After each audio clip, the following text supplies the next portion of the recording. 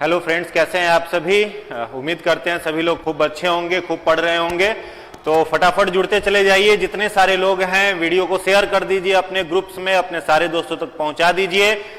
अच्छे अच्छे साइंस के प्रश्न आपके लिए लेकर के आए हैं जो कि आपके एग्जाम के लिए इंपॉर्टेंट है।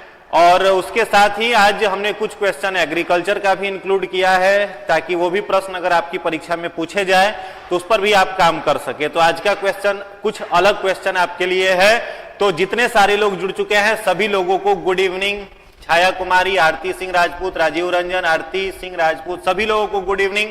एमडी इरफान, प्रिया सिंह, सभी लोगों को good evening. Shweta Singh, Putin, good evening, सभी लोगों को गुड इवनिंग। चलिए अब ज्यादा समय नहीं लेते हुए आज के सेशन को शुरू करते हैं। तो अपने सारे दोस्तों तक वीडियो को शेयर कर दीजिए और पूरी ऊर्जा, पूरे उत्साह के साथ जुड़े हुए रहिए। 30 प्रश्न आपके लिए बहुत महत्वपूर्ण होंगे, बहुत महत्वपूर्ण साबित होंगे। अपने हाथ में कॉपी पेन लेकर के बैठिएगा ताकि जो एडिशनल इंफॉर्मेशन आपको और प्राप्त हो उसको एक जगह पर आप नोट करते हुए चलेंगे। चलिए पहला प्रश्न आपकी स्क्रीन पर ये रहा। पहला प्रश्न है, प्लाज्मा झिल्ली किस चीज की बनी हुई होती है। आज का पहला प्रश्न है, प्लाज्मा झिल्ली जो होता है वह किस चीज का बना हुआ होता है। ऑप्शन ए है प्रोटीन, ऑप्शन बी है लिपिड, सी है कार्बोहाइड्रेट, डी है सेलुलोज। फटाफट आंसर करिए। चलिए सारे लोग अब आंसर करना शुरू करिए। गुड इवनिंग के सिलसिला को यहीं पर रोकते हैं, अब आगे के लिए शुरू करिए। चलिए फटाफट आंसर दीजिए। प्लाज्मा मेम्ब्रेन किस चीज का बना हुआ होता है। आंसर आना शुरू हो गया। बहुत सारे लोग बी आंसर कह रहे हैं, लिपिड। बी आंसर बहुत लोग लिपिड कह रहे हैं, कुछ लोग प्रोटीन भी कह रहे हैं। प्लाज्मा मेम्ब्रेन किस चीज का बना हुआ होता है। प्लाज्मा मेम्ब्रेन किस चीज का बना हुआ होता है। चलो देखो ध्यान से समझना। कोई भी कोशिका होती है, कोई भी सेल होता है, तो स्पेशली अगर हम लोग जंतु कोशिका की बात करें, एनिमल कोशिका की बात करें, तो जंतु कोशिका का बाहरी वाल जो है इसी को हम लोग क्या कहते हैं, इसी को हम लोग कहते हैं सेल मेम्ब्रेन। इसी को हम लोग क्या कहते हैं, सेल मेम्ब्रेन। और अगर पादप कोशिका हो तो उसके बाहर एक और मेम्ब्रेन आ जाता है जिसको हम लोग सेल वाल कहते हैं, कोशिका भित्ति कहते हैं, जो कि प्लांट्स में सेलुलोज की बनी हुई होती है। ठीक है, तो ये हो गया आपका सेल मेम्ब्रेन। सेल मेम्ब्रेन के अंदर में क्या है, साइटोप्लाज्म, और इसके अंदर में क्या है, केंद्रक, न्यूक्लियस। तो प्रश्न आपसे पूछा जा रहा है कि ये सेल मेम्ब्रेन किस चीज का बना हुआ होता है। एक चीज ध्यान रखेंगे, सेल मेम्ब्रेन जो होता है यह किस नेचर का होता है, तो सेलेक्टिवली परमिएबल नेचर का होता है। चुने हुए पदार्थ को यह कोशिका के अंदर जाने देता है और चुने हुए पदार्थ को कोशिका के बाहर भी निकलने देता है। That's why it is selectively permeable in nature. यह चुने हुए पदार्थों को अंदर बाहर आने जाने देता है। एक और इसका नाम आप याद रखिएगा, सेल मेम्ब्रेन को ही अलग अलग नाम से लिखा जाता है। कुछ लोग कहीं पर प्लाज्मा मेम्ब्रेन कहते हैं, कहीं पर प्लाज्मा लीमा कहा जाता है, कहीं पर बायो मेम्ब्रेन कहा जाता है। तो परीक्षा में अगर प्लाज्मा झिल्ली ना लिख करके सेल मेम्ब्रेन, कोशिका झिल्ली लिखी हुई रहे, प्लाज्मा मेम्ब्रेन लिखा हुआ रहे, बायो मेम्ब्रेन भी लिखा हुआ रहे, तो सारा का सारा बात एक ही है, सब कुछ कॉमन है। ठीक है, इसके मॉडल को एक नाम दिया गया है सैंडविच मॉडल। इसी के मॉडल को क्या बोला जाता है, सैंडविच मॉडल बोला जाता है। ठीक है, सैंडविच मॉडल किसको बोला जाता है, तो प्लाज्मा मेम्ब्रेन को ही बोलते हैं। यह दो चीजों से मिलकर के बनी हुई होती है। किन दो चीजों से, तो प्रोटीन प्लस लिपिड। ठीक है, प्रोटीन और लिपिड से क्या बना हुआ है, प्लाज्मा मेम्ब्रेन बना हुआ है। तो इस प्रश्न का जो सही उत्तर हो जाएगा वो क्या हो जाएगा, ई। इस प्रश्न का सही जवाब क्या है, ई। जितने सारे लोगों ने ई आंसर किया है सभी का उत्तर बिल्कुल ही सही है। चलिए अगले प्रश्न पर आते हैं, प्रश्न संख्या 2। प्रश्न संख्या 2 आपके स्क्रीन पर है, फटाफट पढ़िए और आंसर करिए। प्रश्न संख्या 2, वीडियो को ज्यादातर लोगों तक शेयर कर दीजिए ताकि ज्यादा से ज्यादा लोग लाभ उठा सके वीडियो का। अगला प्रश्न है, हींग पौधों के किस भाग से प्राप्त होता है। हींग जो है यह पौधों के, प्लांट के किस भाग से प्राप्त होता है। तने के द्वारा, जड़ के निष्कर्षण से, फलों के निष्कर्षण से, या पत्तियों के निष्कर्षण से। हींग किससे प्राप्त किया जाता है, बताइए। अगला प्रश्न आ चुका है आपके स्क्रीन पर, बताना है आपको कि हींग किस चीज से प्राप्त किया जाता है। वेरी गुड, वेरी गुड, शाबाश। जितने सारे लोगों ने बी आंसर टिक किया है, जड़ों के निष्कर्षण से, एक्सट्रैक्शन ऑफ रूट, सभी का उत्तर बिल्कुल ही सही है। हींग जो होता है, सभी लोग परिचित है कि हींग क्या होता है। हींग जो होता है वो कहां से प्राप्त किया जाता है, जड़ों के निष्कर्षण से। Very good. चलिए अगले प्रश्न पर आते हैं। प्रश्न संख्या 3 है, एनोड किरण की खोज किसने की थी। एनोड रे जो होता है उसका खोज किसने किया था। हु डिस्कवर एनोड रे।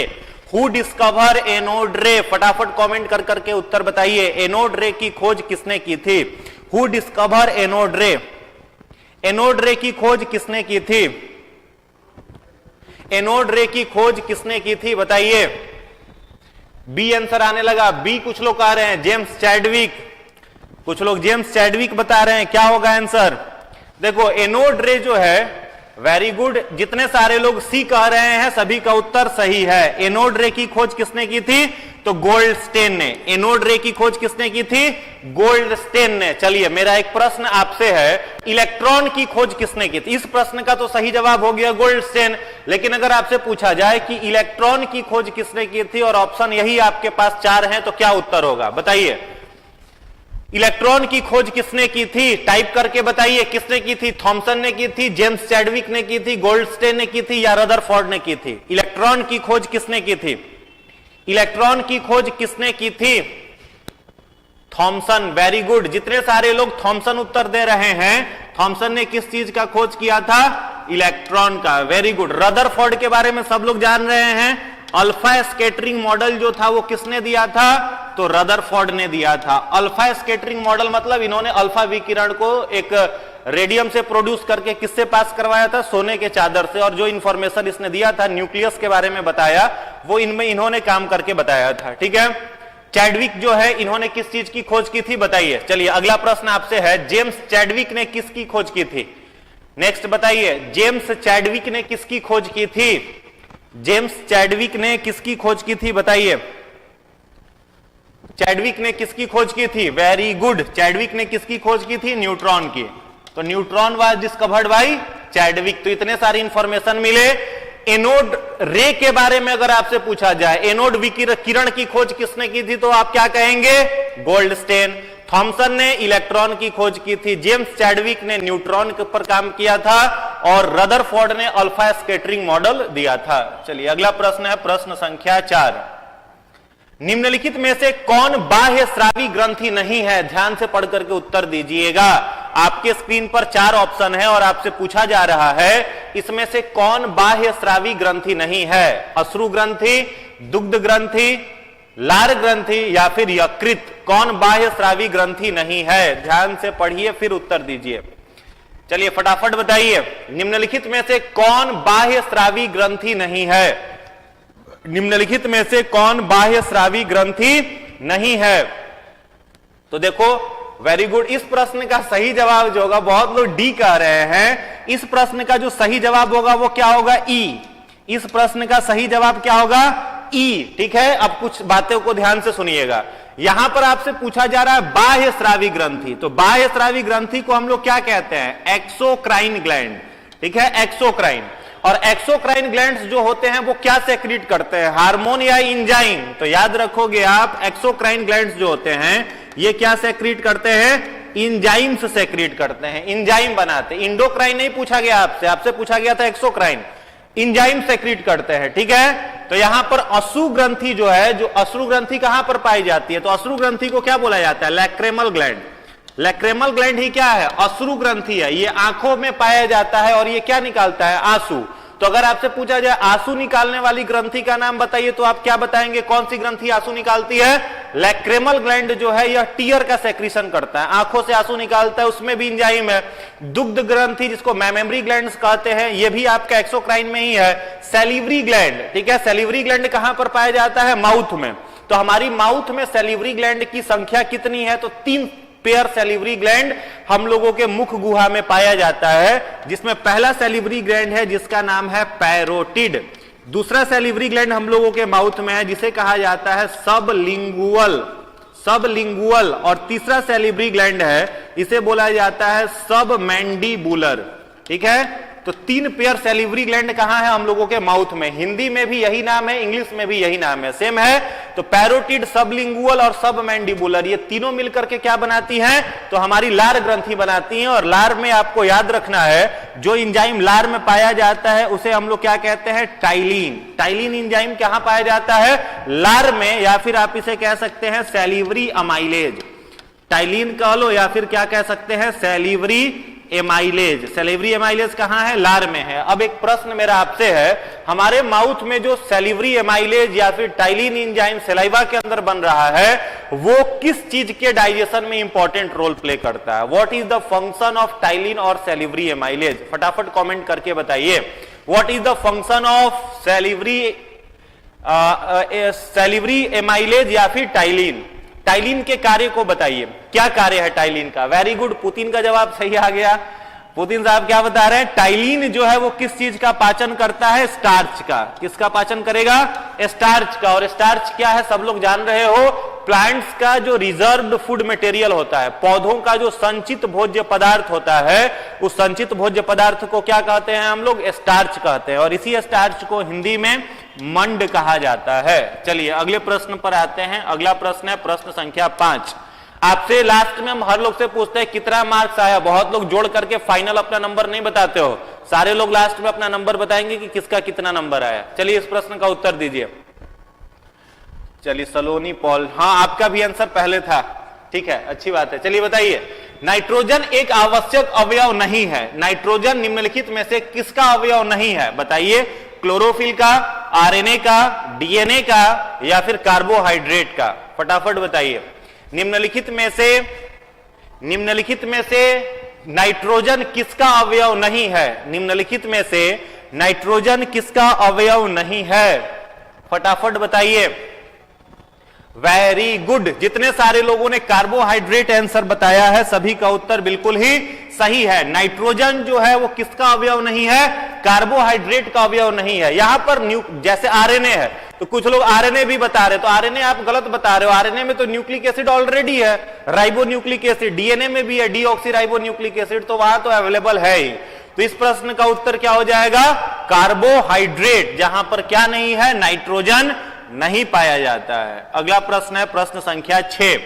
रक्त परिसंचरण की खोज किसने की थी? बहुत महत्वपूर्ण प्रश्न है। हम लोगों के शरीर में जो ब्लड का सर्कुलेशन होता है उसका खोज किसने किया था? विलियम हॉल्ट ने, रॉबर्ट हुक ने, विलियम हार्वे ने, या फिर वाटसन एंड क्रिक ने? फटाफट बताइए। रक्त परिसंचरण की खोज किसने की थी? रक्त परिसंचरण विलियम हॉल्ट ने, रॉबर्ट हुक ने, विलियम हार्वे ने, या फिर वाटसन एंड क्रिक ने? रक्त परिसंचरण की खोज किसने की थी? William Harvey. वेरी गुड, जितने सारे लोग इसका उत्तर दे रहे हैं विलियम हार्वे, सभी लोगों का उत्तर सही है। ऑप्शन सी जो है इस प्रश्न का सही उत्तर है। रॉबर्ट हुक तो होगा नहीं। रॉबर्ट हुक ने किसकी खोज की थी? डेड सेल की खोज की थी। वाटसन और क्रिक ने, तीन वैज्ञानिक थे, विल्किंसन, दूसरे वाटसन और तीसरे थे क्रिक। तो विल्किंसन, वाटसन और क्रिक ने मिलकर के क्या खोजा था? Double helical model of DNA. तो डीएनए का डबल हेलिकल मॉडल खोजने वाले कौन थे? वाटसन और क्रिक थे। रॉबर्ट हुक ने सेल का किया था। विलियम हार्वे ने किसका खोज किया था? ब्लड सर्कुलेशन का, ठीक ना? तो ब्लड सर्कुलेशन जो कि सिस्टोलिक और डायस्टोलिक प्रेशर के साथ पूरे रक्त में ब्लड घूमता है, इसके बारे में खोज करने वाले वैज्ञानिक थे विलियम हार्वे। चलिए अगला प्रश्न है प्रश्न संख्या 7। डीपीटी एक टीके का नाम है, डीपीटी। तो प्रश्न पूछा जा रहा है आपसे, डीपीटी का टीका निम्नलिखित में से किस सुरक्षा हेतु लगाया जाता है? ऑप्शन ए है टेटनस पोलियो प्लेग, बी है टीबी पोलियो डिप्थेरिया, सी है डिप्थेरिया कुकुर खांसी टेटनेस, डी है डिप्थेरिया पोलियो कुष्ठ रोग। ध्यान से पढ़िए और उत्तर दीजिए। डीपीटी का इंजेक्शन किसके लिए लगाया जाता है? डीपीटी का टीका किसके लिए लगाया जाता है? 4 ऑप्शन आपकी स्क्रीन पर है, इसमें से आपको एक सही उत्तर चुनना है। डीपीटी का टीका किसके लिए लगाया जाता है? वेरी गुड, लगातार सही आंसर आने लगा। जितने सारे लोगों ने सी आंसर किया है, डिप्थेरिया, कुकुर खांसी और टिटनेस। ध्यान देंगे, नाम से ही स्पष्ट है, डीपीटी। तो D stands for diphtheria. D से क्या हो गया? डिप्थेरिया। उसके बाद है पी। पी से आपका क्या हो गया? परच्यूसिस। परच्यूसिस, ठीक है। परच्यूसिस रोग को ही क्या कहा जाता है? कुकुर खांसी। परच्यूसिस रोग को क्या कहा जाता है? कुकुर खांसी कहा जाता है। अब ध्यान से समझिएगा, प्रश्न पूछता है परीक्षा में कि कुकुर खांसी जो है यह किस बैक्टीरिया से होता है? कुकुर खांसी जो रोग है वो किस बैक्टीरिया से होता है? तो नाम याद रखेंगे इसका। कुकुर खांसी जो रोग है वो होता है बॉर्डीटेला परच्यूसिस से। यह बीमारी जो होती है जिस बैक्टीरिया से होती है, उस बैक्टीरिया का नाम है बॉर्डीटेला परच्यूसिस। बॉर्डीटेला परच्यूसिस से कौन सा रोग होता है? कुकुर खांसी होता है। तो डी से डिप्थेरिया हो गया आपका, पी से हो गया कुकुर खांसी या परच्यूसिस, और टी से क्या हो गया? टिटनस हो गया। तो डीपीटी का जो इंजेक्शन है वो डिप्थेरिया, कुकुर खांसी और टेटनस के लिए लगाया जाता है। इसी हुपिंग कफ को हम लोग परच्यूसिस डिजीज भी कहते हैं। चलिए अगला प्रश्न है प्रश्न संख्या 8। प्रश्न संख्या 8 का उत्तर दीजिए। प्रश्न संख्या 8 का उत्तर दीजिए। ट्यूबरकुलोसिस, देखो कुछ लोग ट्यूबरकुलोसिस कह रहे हैं। एक और बात यहां पर याद रखेंगे, ध्यान देंगे, प्रश्न संख्या 7 में ध्यान देंगे। यहां पर कुछ लोग कह रहे हैं ट्यूबरकुलोसिस। तो देखो ट्यूबरकुलोसिस जो है टीबी, तो टीबी में डीपीटी का नहीं, एक टीका होता है जिसका नाम है बीसीजी। टीबी जो होता है यहां पर दिया जाता है कौन सा टीका? बीसीजी का दिया जाता है, बैसिलस कॉलमेट ग्यूरिन इसको कहते हैं। बी से बैसिलस, सी से कॉलमेट और जी से क्या होता है? ग्यूरिन। तो बैसिलस कॉलमेट ग्यूरिन का टीका दिया जाता है टीबी के लिए, ठीक ना। और ये कब दे दिया जाता है? तो जन्म के बाद तुरंत यह टीका दे दिया जाता है कुछ देर के बाद। तो टीबी नहीं होगा, टीबी में बीसीजी होता है। चलिए अगला प्रश्न है प्रश्न संख्या 8। प्रदूषण के अध्ययन में एसपीएम क्या दर्शाता है? Sulphur phosphorus matter, sulphur particulate matter, solid particulate matter या फिर सस्पेंडेड पार्टिकुलेट मैटर? फटाफट बताइए, फटाफट बताइए। हाँ, टीबी में बीसीजी दिया जाता है, सही बात है। अगला प्रश्न बताइए, प्रदूषण के अध्ययन में एसपीएम क्या दर्शाता है? प्रदूषण के अध्ययन में एसपीएम जो है वो क्या दर्शाता है, क्या शो करता है? वेरी गुड, जितने सारे लोगों ने डी आंसर टिक किया है सस्पेंडेड पार्टिकुलेट मैटर, सभी का उत्तर सही है। देखो हवा में जो है हम लोगों के एटमॉस्फेयर में, एयर में जो डस्ट पार्टिकल्स हैं, अगर उन डस्ट पार्टिकल्स का जो साइज है वो 1 से लेकर के 2.5 माइक्रोन मीटर्स के बीच होता है या इससे अधिक होता है, तो उसी को दर्शाने के लिए हम लोग शॉर्ट वर्ड में किसका यूज करते हैं? एसपीएम का यूज करते हैं। तो SPM stands for suspended particulate matter. Clear है? तो जितने सारे लोगों ने डी आंसर टिक किया है सभी लोगों का उत्तर सही है। चलिए अगला प्रश्न है प्रश्न संख्या 9। मानव त्वचा का रंग किससे बनता है? हीमोग्लोबिन से, मेलानिन से, सीए से, कैल्शियम से या फिर इनमें से कोई नहीं? ध्यान से पढ़ेंगे और उत्तर देंगे। मानव शरीर का जो रंग है वो किसके कारण से बनता है? मानव शरीर का रंग निम्नलिखित में से किसके कारण बनता है? हीमोग्लोबिन, मेलानिन, सीए, कैल्शियम हो गया या फिर आपका इनमें से कोई नहीं? वेरी गुड, जितने सारे लोग मेलानिन आंसर दे रहे हैं सभी का उत्तर सही है। मेलानिन से क्या होता है? त्वचा का जो रंग होता है वो डिफाइन होता है। कोई ज्यादा गोरा है, ज्यादा काला है, सांवला है, ये किसके कारण से होता है? मेलानिन के कारण से होता है। अगला प्रश्न है प्रश्न संख्या 10। पेट्रोलियम किसका मिश्रण है? 4 ऑप्शन है आपकी स्क्रीन पर, बताना है आपको कि निम्नलिखित में से पेट्रोलियम जो है वो किससे बनता है? हाइड्रोकार्बन से, कार्बन डाइऑक्साइड तथा मीथेन, कार्बन तथा मीथेन का, कार्बन मोनोऑक्साइड तथा मीथेन का। पेट्रोलियम जो होता है वो किससे बनता है? फटाफट बताइए, पेट्रोलियम जो है वो किससे बनता है? पेट्रोलियम जो है वो किससे बनता है? फटाफट कमेंट करके उत्तर बताइए। वेरी गुड, जितने सारे लोग इसका उत्तर ए कह रहे हैं हाइड्रोकार्बन्स, सभी का उत्तर सही है। पेट्रोल जो है बनता किस चीज से है? तो एनिमल्स के फॉसिल्स से बनता है। सभी लोग जान रहे हैं जंतुओं का जो जीवाश्म होता है, समुद्र के अंदर में जो जंतु मर जाते हैं, जो एनिमल्स मर जाते हैं, उन पर परत बढ़ते गया बढ़ते गया बढ़ते गया और उन पर जो हाई टेम्परेचर और हाई प्रेशर बनता है, इस कारण से वो जंतु जो होते हैं जो डेड कर चुके हैं कई 100 साल पहले, वो कन्वर्ट हो जाते हैं किस चीज में? तो वो कन्वर्ट हो जाते हैं पेट्रोलियम में। और पेट्रोलियम जो है वो हाइड्रोजन और कार्बन का बना हुआ है, इसीलिए पेट्रोलियम कैसा है? तो ऑर्गेनिक कंपाउंड है, कार्बनिक तत्व है, कार्बनिक यौगिक है। ठीक है, तो इसलिए क्या हो जाएगा आपका? हाइड्रोकार्बन, यानी हाइड्रोजन से और कार्बन से मिलकर के क्या बना है? पेट्रोलियम बना है। अगला प्रश्न है प्रश्न संख्या 11, उत्तर दीजिए। प्रश्न संख्या 11, बारूद का आविष्कार किसने किया था? चैडविक ने, मॉसले ने, रोजन बेकन ने या मैक्स मुलर ने? बारूद, गन पाउडर, ठीक है, बारूद या गन पाउडर जो है इसका आविष्कार किसने किया था? बताइए। वेरी गुड, लगातार सही उत्तर आ रहा है। कुछ लोग कॉपी भी कर रहे हैं तो कुछ कुछ का सबका सही हो जा रहा है। चलो देखो, इस प्रश्न का जो उत्तर है वो क्या हो जाएगा? रोजन बेकन। ठीक है, रोजन बेकन जो है इन्होंने किसका आविष्कार किया था? बारूद का आविष्कार किया था। प्रश्न संख्या 12, ऑटो हन ने किस बम का आविष्कार किया था? एक वैज्ञानिक है जिनका नाम है ऑटो हन, इन्होंने किस बम का आविष्कार किया था? हाइड्रोजन परमाणु बम का, नाइट्रोजन बम का, या इनमें से कोई नहीं? ऑटो हन ने किस बम का आविष्कार किया था? ऑटो हन ने किस बम का आविष्कार किया था? आपको बताना है, बताइए। ऑटो हन ने किस बम का आविष्कार किया था? परमाणु बम। बम का कुछ लोग फोटो भी बना दे रहे हैं, वाह। परमाणु बम का आविष्कार किसने किया था? एटॉमिक बम का आविष्कार किसने किया था? तो नाम याद कर लो, किसने किया था? ऑटो हन ने। कई बार पूछा हुआ क्वेश्चन है। ऑटो हन ने कौन सा बम बनाया? परमाणु बम का आविष्कार किया था। चलिए अगला प्रश्न है प्रश्न संख्या 13, अभ्रक का सबसे बड़ा भंडार किस देश में है? अभ्रक का सबसे बड़ा भंडार किस देश में है?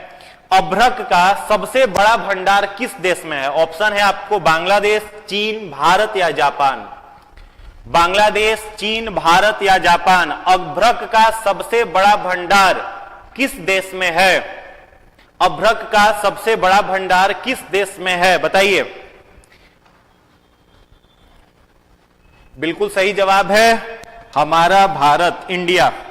अभ्रक का सबसे बड़ा भंडार किसमें है? न तो बांग्लादेश, चीन, जापान के पास भी नहीं, अपने पास है। भारत के पास क्या है? अभ्रक का सबसे बड़ा खजाना है, सबसे बड़ा भंडार है। अगला प्रश्न है प्रश्न संख्या 14, भारत रत्न पाने वाले पहले वैज्ञानिक कौन थे? 4 वैज्ञानिकों का नाम है, इसमें से आपको बताना है सबसे पहला भारत रत्न किसे मिला? डॉक्टर जगदीश चंद्र बसु, सीवी रमन, डॉक्टर सुब्रमण्यम चंद्रशेखर या अब्दुल कलाम। सबसे पहला भारत रत्न किन्हें मिला? किस वैज्ञानिक को सबसे पहला भारत रत्न मिला था? बताइए। जगदीश चंद्र बसु को, सीवी रमन को, डॉक्टर सुब्रमण्यम चंद्रशेखर को या फिर अब्दुल कलाम जी को? चलिए बिल्कुल सही उत्तर आने लगा, सीवी रमन। ठीक है, सीवी रमन को क्या मिला था? सबसे पहला भारत रत्न का पुरस्कार मिला था। ऐसे वैज्ञानिक थे जिनको सबसे पहला भारत रत्न मिला था, सीवी रमन। अगला प्रश्न है, काली मिट्टी मुख्यतः किस फसल के लिए उपयोगी है? काली मिट्टी मुख्यतः किस फसल के लिए उपयुक्त है? धान के लिए, तंबाकू के लिए, कपास के लिए या चाय के लिए? काली मिट्टी जो है वो किसके लिए उपयुक्त है? धान, तंबाकू, कपास या चाय? धान, तंबाकू, कपास या चाय? काली मिट्टी किसके लिए उपयुक्त है? फटाफट बताइए। काली मिट्टी किस चीज के लिए उपयुक्त है? वेरी गुड, जितने सारे लोग कपास उत्तर दे रहे हैं सभी का आंसर सही है। कॉटन के लिए क्या उपयुक्त है? तो ब्लैक सॉइल, काली मिट्टी। नेक्स्ट क्वेश्चन है, अंतरिक्ष में प्रवेश करने वाला अंतरिक्ष में प्रवेश करने वाला पहला व्यक्ति कौन था? Yuri Gagarin, Neil Armstrong, Rakesh Sharma या वैलेंटिना तेरस्की? अंतरिक्ष में जाने वाला पहला व्यक्ति कौन था? अंतरिक्ष में जाने वाला पहला व्यक्ति कौन था? फटाफट बताइए। अंतरिक्ष में जाने वाला पहला व्यक्ति कौन था?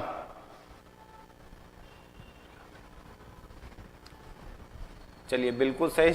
कुछ लोग नील आर्मस्ट्रॉन्ग भी बोल रहे हैं। यूरी गागरिन, क्या नाम था? Yuri Gagarin. ये अंतरिक्ष में जाने वाले पहले व्यक्ति थे। जितने सारे लोगों ने ए आंसर टिक किया है सभी का सही है। आर्मस्ट्रॉन्ग नहीं थे जी, यूरी गागरिन थे जो अंतरिक्ष में सबसे पहले गए थे। ध्यान रखना है, यूरी गागरिन कौन थे? अंतरिक्ष में जाने वाले पहले व्यक्ति थे। चलिए अगला प्रश्न है प्रश्न संख्या 17, सबसे ऊंचा पक्षी कौन है? एमू, कीवी, शुतुरमुर्ग, हमिंग बर्ड? सबसे ऊंचा पक्षी कौन है? 4 ऑप्शन है आपकी स्क्रीन पर, आपको बताना है इनमें सबसे ऊंचा पक्षी कौन है? एमू है, कीवी है, शुतुरमुर्ग है या फिर आपका हमिंग बर्ड है? फटाफट बताइए। सबसे ऊंचा पक्षी वेरी गुड, जितने सारे लोगों ने शुतुरमुर्ग आंसर दिया है सभी का आंसर सही है। शुतुरमुर्ग जितने सारे लोगों ने बोला है, ऑस्ट्रिच, इनका जवाब सही है। एक और चीज याद रखेंगे, सबसे बड़ी कोशिका जो होती है, सबसे बड़ा जो सेल होता है वो किसका होता है? तो इसी के एग का, शुतुरमुर्ग का जो अंडा होता है वो सबसे बड़ा क्या होता है? कोशिका भी होता है। और सबसे ऊंचा पक्षी कौन सा है? तो यही है शुतुरमुर्ग। अगर आपसे पूछा जाता सबसे छोटा पक्षी बताइए, तो छोटा पक्षी पूछा जाता तब आप किसका नाम लेते हैं? Humming bird. हमिंग बर्ड क्या है? सबसे छोटा पक्षी है। और ऑस्ट्रिच जो है वो सबसे बड़ा पक्षी है। सबसे बड़ी कोशिका के बारे में भी अगर पूछा जाता है आपसे तो आप क्या कहते? शुतुरमुर्ग का अंडा, ऑस्ट्रिच एग। चलिए नेक्स्ट क्वेश्चन है, जीन शब्द की खोज किसने की थी? W.L. Johannsen, Gregor John Mendel, Mendeleev या फिर हरगोविंद खुराना? बताइए, जीन शब्द की खोज किसने की थी? W.L. Johannsen, Gregor John Mendel, Mendeleev, Hargobind Khorana? फटाफट बताइए, जीन शब्द की खोज किसने की थी? जोहानसन। सही जवाब आने लगा। जितने सारे लोग जोहानसन कह रहे हैं सभी का उत्तर सही है। जोहानसन ने ही जीन शब्द बताया था। जीन क्या है?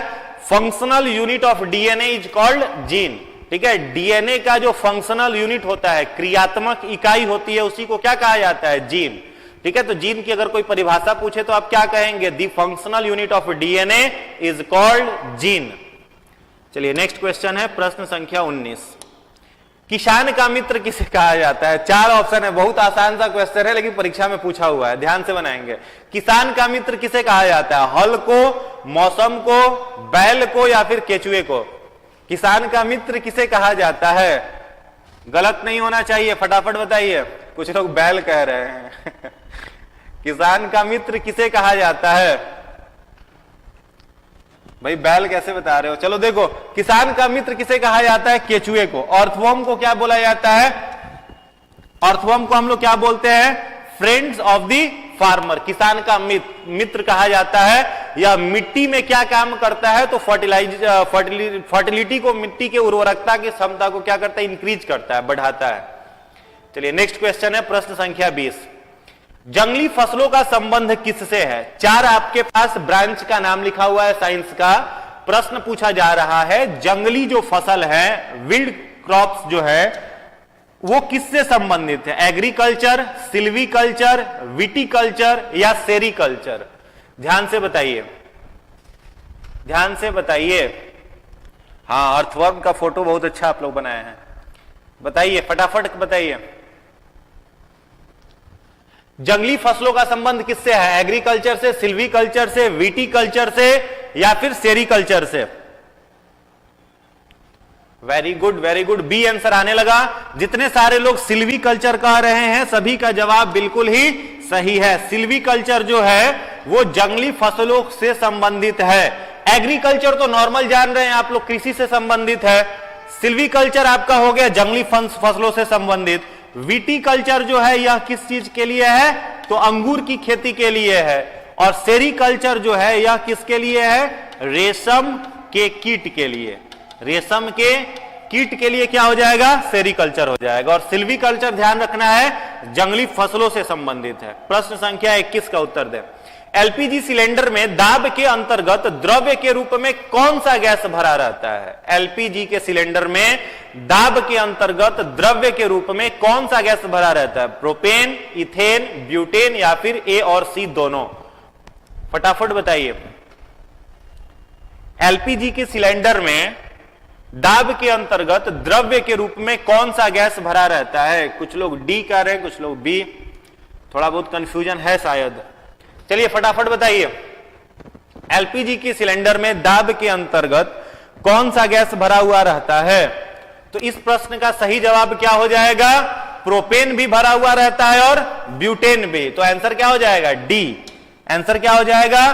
डी। ए और सी दोनों, बोथ ए एंड, यहां बी ना होकर के यहां सी होगा। ए और सी दोनों। एलपीजी के सिलेंडर में क्या क्या भरा रहता है? तो दोनों भरा रहता है, ए और सी दोनों। चलिए अगला प्रश्न है, प्रश्न संख्या 22।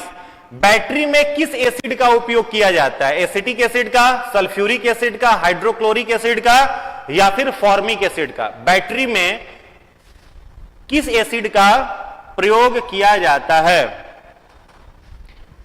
बैटरी में किस एसिड का प्रयोग किया जाता है? फटाफट बताइए।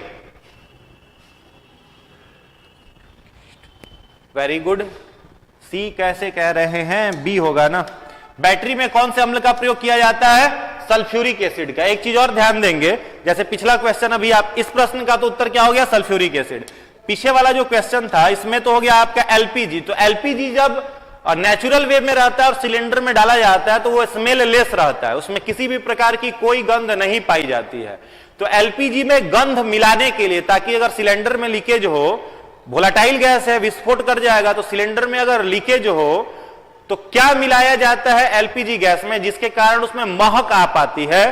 तो याद रखेंगे इथाइल मार्केप्टेन, जिसे कहते हैं C2H5SH। ठीक है, C2H5SH इथाइल मर्केप्टेन मिलाया जाता है एलपीजी गैस में महक डालने के लिए। तो यह भी बहुत महत्वपूर्ण है, बहुत इंपॉर्टेंट है, जो कि परीक्षा में पूछा हुआ। इथाइल मर्केप्टेन महक डालने के लिए एलपीजी गैस में मिलाया जाता है। चलिए अगले प्रश्न पर इसका आंसर हमने बता दिया, क्या हो जाएगा? Sulphuric acid. सल्फ्यूरिक अम्ल इस प्रश्न का उत्तर हो जाएगा। बैटरी में डाला जाएगा एसिड सल्फ्यूरिक एसिड है। चलिए अगला प्रश्न है प्रश्न संख्या 23। केल्विन किसका भौतिक राशि है? दाब का, ताप का, दूरी का या फिर उष्मा का? फटाफट बताइए। केल्विन जो है वो किसका राशि है? केल्विन जो है वो किसका राशि है? केल्विन, केल्विन किसका राशि है? Very good, temperature. जितने सारे लोग टेम्परेचर कह रहे हैं, बी। केल्विन जो है वो किसका राशि हो जाएगा? टेम्परेचर का, ताप का। अगला प्रश्न है 24 नंबर। लेंस की क्षमता का एसआई मात्रक क्या है? लेंस जो होता है उसकी क्षमता को हम लोग किस में मापते हैं? लेंस की क्षमता को किस में मापा जाता है? बताइए। लेंस की जो क्षमता है, power of the lens is measured in, power of the lens is measured in, lens की क्षमता को किसमें मापा जाता है? सही जवाब है इसका, सही जवाब क्या हो जाएगा? B, dioptre. लेंस की क्षमता को हम लोग किसमें मापते हैं? डायोप्टर में मेजर किया जाता है। चलिए अगला प्रश्न है प्रश्न संख्या 25। जादूगोड़ा का संबंध किसके खनन से है? जादूगोड़ा आप सभी जान रहे हैं कहां पर है? झारखंड में है। कहां है? झारखंड में है। तो जादूगोड़ा का संबंध किससे है? यूरेनियम के खनन से, जर्मेनियम के खनन से, टाइटेनियम के खनन से या ऑल ऑफ दीज? फटाफट बताइए। जादूगोड़ा का संबंध किससे है? जादूगोड़ा का संबंध निम्नलिखित में से किससे है? प्रश्न संख्या 25 का उत्तर दीजिए। Very good. जितने सारे लोग यूरेनियम कह रहे हैं सभी का आंसर सही है। जादूगोड़ा का संबंध किससे है? तो यूरेनियम के खनन से है।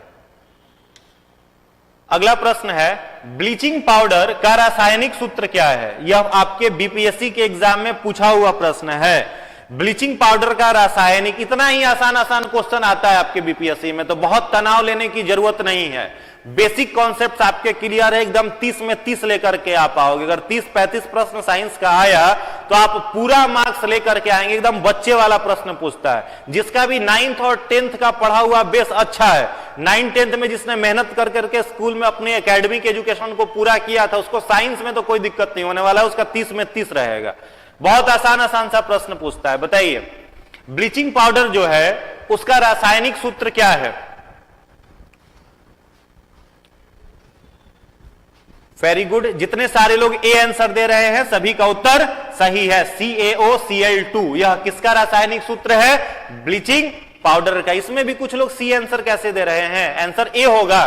ब्लीचिंग पाउडर का रासायनिक सूत्र CaOCl2। चलिए अगले प्रश्न पर आते हैं। प्रश्न संख्या 27। उदासीन घोल, जिसको हम लोग न्यूट्रल सॉल्यूशन कहते हैं, उदासीन घोल का क्या हो जाएगा? न्यूट्रल सॉल्यूशन जो होता है इसका पीएच मान क्या है? What is the pH value of neutral solution? What is the pH value of neutral solution? Neutral solution का पीएच मान बताइए। What is the pH value of neutral solution? सही जवाब है इसका 7। 7 जो है वो न्यूट्रल का क्या है? पीएच वैल्यू है। सभी लोग जान रहे हैं 7 से कम अगर पीएच हो, 7 से पीएच कम हुआ तो एसिड, अम्ल, ठीक है। 7 से अधिक पीएच है, अगर 7 से अधिक पीएच है तो वो हो गया बेस, क्षार, और अगर 7 के बराबर है तो वो क्या हो जाता है? न्यूट्रल हो जाता है, उदासीन हो जाता है। चलिए अगला प्रश्न है प्रश्न संख्या 28। हरित क्रांति का संबंध किस फसल से है? हरित क्रांति जिसे हम लोग ग्रीन रेवोल्यूशन कहते हैं, इसका संबंध किस फसल से है? धान से, मक्का से, गेहूं से या जौ से? हरित क्रांति का संबंध किस फसल से है? हरित क्रांति का संबंध किस फसल से है? फटाफट बताइए, हरित क्रांति का संबंध किस फसल से है? हरित क्रांति जो हुई थी उसका संबंध किस फसल से है? वेरी गुड, जितने सारे लोग गेहूं आंसर दे रहे हैं सभी का उत्तर सही है। गेहूं जो है जिसको हम लोग वीट कहते हैं, तो वीट का संबंध किससे है? हरित क्रांति, ग्रीन रेवोल्यूशन से है। इसमें वीट के प्रोडक्शन को बढ़ाने के लिए पहल की गई थी। चलिए अगला प्रश्न है प्रश्न संख्या 29। भारत का सबसे अधिक आर्द्र स्थान कौन सा है? 4 ऑप्शन आपकी स्क्रीन पर है। ऑप्शन ए है काश्मीर, शिलोंग, शिमला, मासिनराम। इसमें से कौन सा जगह सबसे आर्द्र है? सबसे ज्यादा ह्यूमिडिटी जो है वो किस स्थान पर है? ह्यूमिड प्लेस ऑफ इंडिया, फटाफट बताइए। मासिलराम, मासिलराम, वेरी गुड। बारिश भी यहां पर क्या होती है? सबसे अधिक होती है। तो जितने सारे लोगों ने मासिलराम आंसर टिक किया है सभी लोगों का सही है। आज का अंतिम और लास्ट प्रश्न आपके स्क्रीन पर यह है, निम्न इनमें से कौन उच्चतम कोटि और सर्वोत्तम गुणवत्ता वाला कोयला है? ऑप्शन ए है एंथ्रासाइट, बी है लिग्नाइट, सी है बिटुमिनस, डी है इनमें से कोई नहीं। फटाफट बताइए, फटाफट बताइए, निम्नलिखित में से कौन उच्चतम कोटि और सर्वोत्तम गुण वाला कोयला है?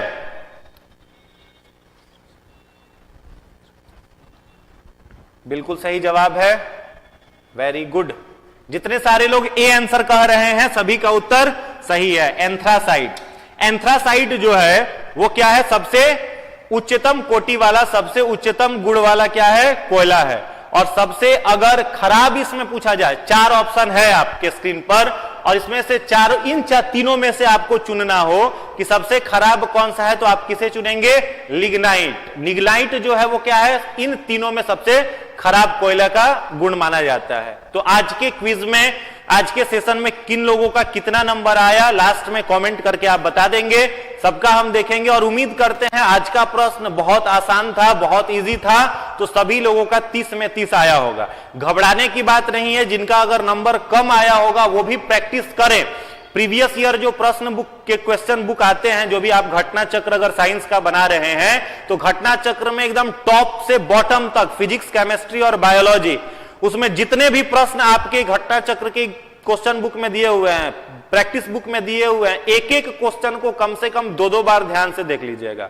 और जो प्रश्न उसमें आपका गलत हो रहा है तो उसका एक्सप्लेनेशन दिया हुआ रहता है बॉक्स में, उसको पढ़ सकते हैं, या फिर उस चैप्टर का जो थ्योरी दिया हुआ है उस थ्योरी को एक बार पढ़ लीजिए। उससे अधिक कुछ करने की आवश्यकता नहीं है। साइंस के टेस्ट में आप यहां पर क्विज सीरीज में आप लगातार पार्टिसिपेट कर ही रहे हैं, घटना चक्र का बुक आप प्रैक्टिस कर ही रहे हैं, बिहार का, झारखंड का और यूपी पीसीएस का पूरा प्रीवियस ईयर 10 साल का अगर आप क्वेश्चन देख लिए तो साइंस में मेरे मित्र एकदम 30 में 30 नंबर के लिए निश्चिंत रहिए।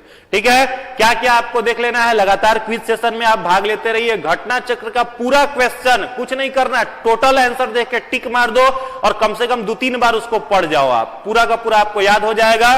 बिहार पीसीएस, यूपी पीसीएस और झारखंड पीसीएस, इसके प्रीवियस ईयर क्वेश्चन को एक बार साइंस का देख ले, उसमें से ही अधिकांश क्वेश्चन जो होगा वो ऑलमोस्ट रिपीट कर करके आएगा। अपना जो लक्ष्य आपने बनाया है, एक हाई लेवल का आपका लक्ष्य है, एक एम है, उसको पूरा करने के लिए जितने भी मेहनत की आवश्यकता पड़े, जितने भी परिश्रम की जरूरत पड़े, कभी उससे पीछे नहीं हटना है। फुल एफर्ट, पूरा अपना बल, पूरा अपना प्रयास लगा देना है। स्वामी विवेकानंद ने कहा था जिस समय वो शिकागो में थे उस समय वो कहते थे, to succeed in your mission you must have single minded devotion to your goal. उन्होंने कहा अपने लक्ष्य में सफल होने के लिए आपका आवश्यक है कि अपने लक्ष्य के प्रति ही एकल दिमाग से काम किया जाए। ध्यान दीजिएगा, to succeed in your mission, अपने लक्ष्य में सफल होने के लिए यू मस्ट हैव, आवश्यक है, to single devotion to your goal, single minded devotion to your goal, अपने लक्ष्य के प्रति एकाग्रचित होकर के, फुली कॉन्सेंट्रेट होकर के मेहनत आप करिए। निश्चित रूप से इस बार एक रिजल्ट पूरे के पूरे सीट में आपके लिए बचा करके रखा गया है, वो आपका ही है। बस उसके योग्य अपने आप को बना लेना है, उसके काबिल अपने आप को बना लेना है। और ये एग्जाम बीपीएससी का जितना डिमांड करता है प्रैक्टिस करने का, अपने आप को उतना प्रैक्टिस करो। कोयला को भी अगर हाई टेम्परेचर देते हो तो फाइनल रिजल्ट क्या होता है, हीरे के रूप में तब्दील हो जाता है। अपने साथ भी वही है, जितना आप मेहनत करेंगे, जितना आप प्रयास करेंगे, मेहनत से कभी घबराइए नहीं, कभी मत घबराइए। हार्ड वर्क जो है सबसे मजेदार काम है। और कुछ बच्चे कह रहे हैं कि सर पढ़ाई करने में मन नहीं लगता है, पढ़ते हैं चीजों को भूल जाते हैं, पढ़ाई जैसा मजेदार कुछ है ही नहीं। एक बार इसका लत लग गया अगर पढ़ने का, तो बाकी दुनिया का सारा काम जो है वो नीरस लगने लगेगा, सब फालतू लगने लगेगा। टोटल जितने भी आपको डेविएशंस आते हैं, जो भी भटकाव आते हैं, वो सब किनारे होते चले जाएंगे। तो पढ़ाई जो है एक नशा है, और एक बार इसका अगर लत लग गया तो पूरा जीवन जो होता है, पूरा जो फ्यूचर होता है वो सुनहरा बनता हुआ चला जाता है। तो खूब मेहनत करते रहिए, लगातार सकारात्मक पॉजिटिव विचार अपने अंदर धारण किए रहिए, निगेटिव लोगों से जितना दूर रह सकते हैं दूर रहिए। और कुछ दिनों तक, जितना दिन आप का एग्जाम बचा हुआ है, उतना दिन तक कम से कम बस एजुकेशन के लिए ही सोशल मीडिया का उपयोग करिए, बाकी एक्स्ट्रा टाइम अपना इधर उधर बर्बाद नहीं करिए। सभी लोगों से निवेदन है। तो वीडियो अगर अच्छा लगा हो, अगर इंपॉर्टेंट कुछ इंफॉर्मेशन आपको मिले हो, तो वीडियो को एक बार लाइक जरूर कर दीजिएगा और फ्रेंड्स तक वीडियो को जरूर पहुंचा दीजिएगा। आप लोगों ने इस क्विज को देखा, इसके लिए आप सभी का बहुत बहुत धन्यवाद। Thank you.